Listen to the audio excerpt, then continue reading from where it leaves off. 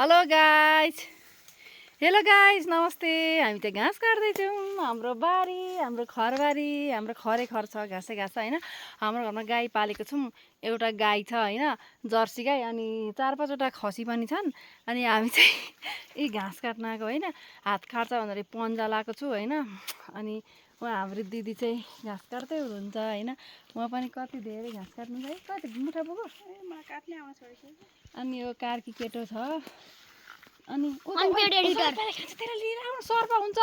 सुलभ यहाँमा छु unpaid editor. अनि 2 मुठा मात्रै घाँस काट्ने हैन। अनि अब हेरौँ के हुन्छ। सबैजना सन्चै हुनुहुन्छ ल। हाम्रो भ्लग बोलाउन हेर्दिनु होला सबैले ल।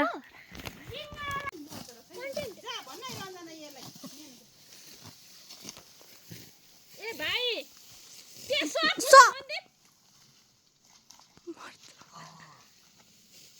नगर्नु मनदीप। एउटा झुप्पा लिएर आउन छिटो।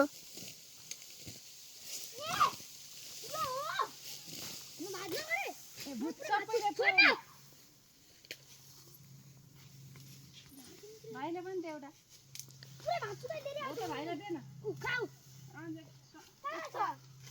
दिन बिचार सुलभलाई चाहिँ देख्न सक्नुहुन्छ। उहाँलाई चाहिँ धेरै घाँस काट्न मन रहेछ है। कस्तो उहाँ इटरीदेखि आउनुभएको कति वर्ष, 10 वर्षपछि पहाड, त्यही नै उहाँलाई घाँस काट्ने धेरै रहर छ। खसी बाख्रै पालेर बस्नु जस्तै भइरहेको गर्मी सम्झेर हो र। हजुरलाई उता ठिक कि यता? राम्रो लाग्यो मलाई त। यतै घर बनाएर बस्नु न। घर त छँदैछ नि।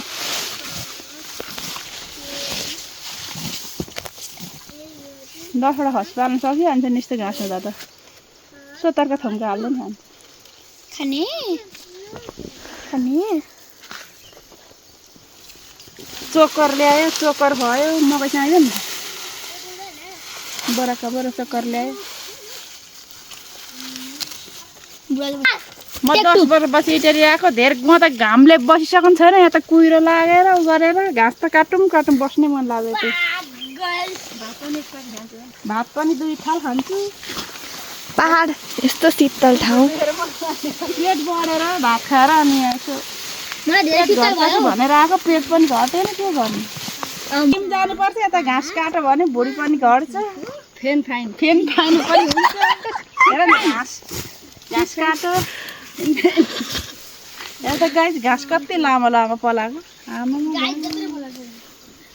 गोरुका भुत्ला घाँस चाहिँ यस्तरी धेरै रहेछ। काटौँ लाग्यो। मलाई त यहीँ बस्न मन लाग्यो। यो मासु धेरै खाएर भुँडी पनि एकदमै ठुलो न ठुलो गरौँ भएको छ। एक्सर्साइज पनि गर्छु घरिघरि, र पनि पेटै घट्दैन। दिदी यो के को दाना फलेको? यो स्याल भुस्रो हो कि के आएको नि? स्याल भुस्रो खानुहुन्छ? तपाईहरु सानोमा खानुहुन्थ्यो? खान्थ्यौँ। कति मिठो हुन्छ त।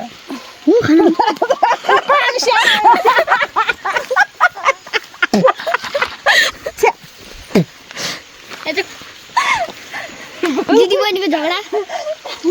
दुई बटुको पासको पेटै घटेन। कति खालको थियो यो त। पेटै घटेन। पेट घटेन साँच्चै। पेटै घटेन।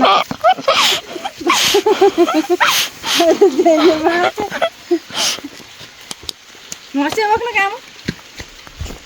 बाबु आइज। है गाइस जस्तो थस्यो फेरि घाँसले पानी राख्छ। मेरो। नहान्न मनदीप।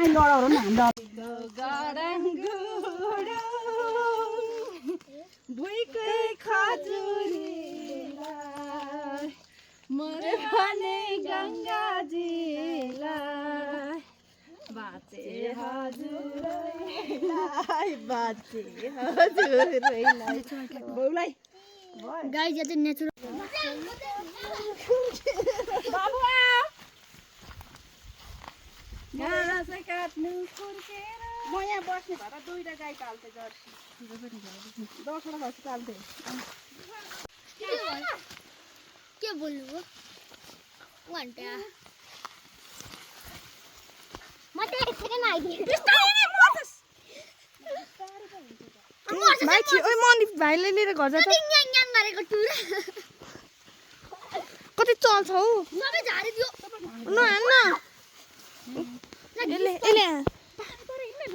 सुलभ हिँड्न ज्ञानी भएर हिँड्छ न हिँड मेरो भाइ आमाको मेरो बार भयो मन तिमी भोलि आउनुपर्छ क्या हामी ल तिमी चलिहाल्छौ र त नत्र भ्लगमा आइपुग्यो थिएँ होला यो घाँस काटेकोमा धेरै धेरै घाँस काटेकोमा धेरै धेरै सब्स्क्राइब गर्नु